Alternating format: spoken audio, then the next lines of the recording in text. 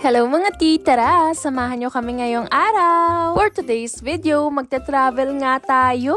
Pero bago nga tayo mag-travel, ito na muna yung kaganapan. Bago kami umalis, pumunta na nga muna kami dito sa Money Changer dahil hindi naman pwede na wala kaming dalang pera. Nagpapalit nga lang kami dito ng 3 lapad. Mabuti nga mga tito, maas-taas na yung yen. Dahil nung nakaraan nga, 37 lang ang palitan. Pero bago nga yan, may 2 ganap nga kami ngayon mga tito. Hindi ko pala muna to share sa inyo. Pero kumain nga kami pagkatapos nun dito sa Mang Inasal. Pagkatapos naman dinala namin yung mga damit namin dito sa laundry. Dahil wala na nga kaming susuotin, magta-travel pa naman kami. At dahil meron ngang work si Yuria, dinala niya muna dito si Honey. Mamaya nga may 1 hour na meeting kami, malapit lang naman kaya may iwan siya sa bahay saglit. Grabe, na-miss ko talaga to si Honey. Kung pwede lang din siya isama mga ti. Ilang araw nga lang siyang nawala, parang ang laki-laki niya na agad. Pero wala nga siyang pinagbago dahil ang kulit-kulit niya pa din. Pero nag-overnight nga lang pala dito si Honey dahil sinundo na rin siya agad. Dahil nga bukas may flight pa kami. Sobrang excited ko nga mga ti dahil first time naming pumunta dito. Kasama nga din pala namin ang parents ni Bebe Pau Pau at ang kanyang kapatid. Nauna pa nga sila sa amin dito sa airport. Kahit mas malapit pa kami dito. Pagpasok nga namin mga ti, bumili na agad kami ng makakain namin. Dahil hindi pa nga kami nakakapag-breakfast at lunch. Nung nakita ko nga tong waffle, natakam agad ako. Kaya sabi ko kay Bebe, bili kami. In-order ko nga dito yung choco peanut butter. Tapos yung kay Bebe naman, choco banana. Hindi nga ako mahilig sa waffle, pero dito sa Waffle House nga, nasasarapan ako. First time nga lang pala nilang makasakay sa airplane at sobrang natutuwa nga si Paolo dahil kami yung kasama nila. Pero dahil nauna nga sila mag-book, iba-iba nga yung upuan namin mga ti, hindi kami magkakatabi. Pag take off nga namin, kinain ko agad yung waffle. Nung pwede na ngang tumayo, pinuntahan agad ni Bebe sila. Kasi sobrang excited nga siya. Matanong kung anong naging experience nila. May binili nga rin pala si Bebe dito na rice meal. Hindi ko nga nagustuhan yung sisig nila mga ti dahil ang daming taba. Hindi pa naman ako mahilig doon. Kaya nga si Bebe nilang yung pinaubos ko dito. Umalis nga pala kami ng Manila ng 4:12. Nakarating nga kami dito sa Lagundingan Airport ng 6:50. At hindi nga namin alam kung paano kami magko-commute.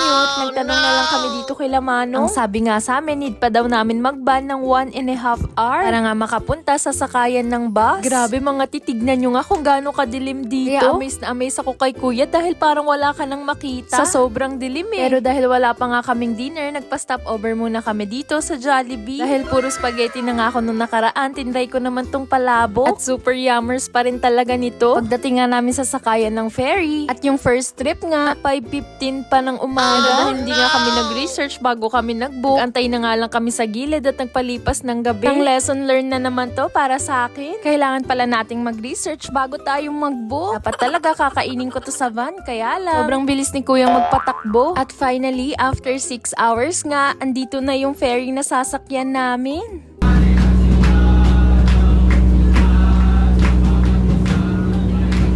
After 1 hour nga, nakarating na kami dito sa Camiguin Island. At nagpicture-picture na muna kami dito. Pero hindi na nga kami nag-antay dyan dahil andito na nga yung tito ni Paolo. Bawat sulok nga nang makikita mo, nakaka-relax yung view. Iba talaga pag nasa probinsya ka. At habang nagdadrive nga si tito, tinutour guide niya na nga rin kami. Wala pa nga 20 minutes, nakarating na nga kami dito sa bahay ni Bebe Pau Pau. Ciao! Bahay pala ng lolo at lola ni Bebe Pau Pau. Pagkakita ko nga, grabe, sobrang laki pala talaga ng bahay nila dito sa Camiguin. At meron pa nga sila ditong parang party area. Ang ganda nga nang naisip nila mga ti dahil sobrang presko nga dito. At ang dami nga palang puno na nakapalibot dito kaya sobrang nakaka-relax talaga. Kunyarin pala dito silang mga manok. At yung mga puno pala na nakapalibot dito ay lansones. Hindi nga ako mahilig sa lansones mga ti. Pero sabi nga nila ang Camiguin daw ang capital ng mga lansones. At nung narinig ko nga kumain sila Mami Jo, sinabi nga nilang lahat ay matamis daw yung lansones nila. Kaya syempre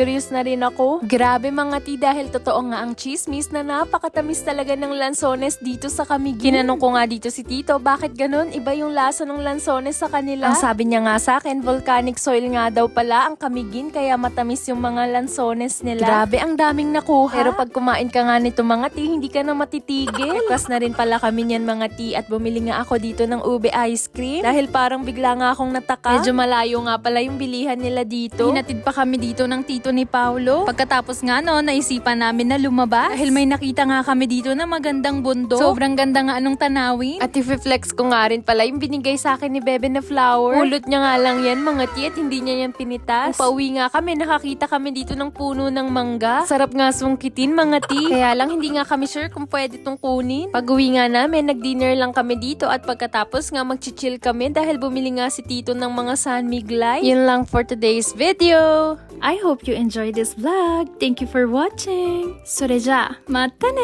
Bye bye!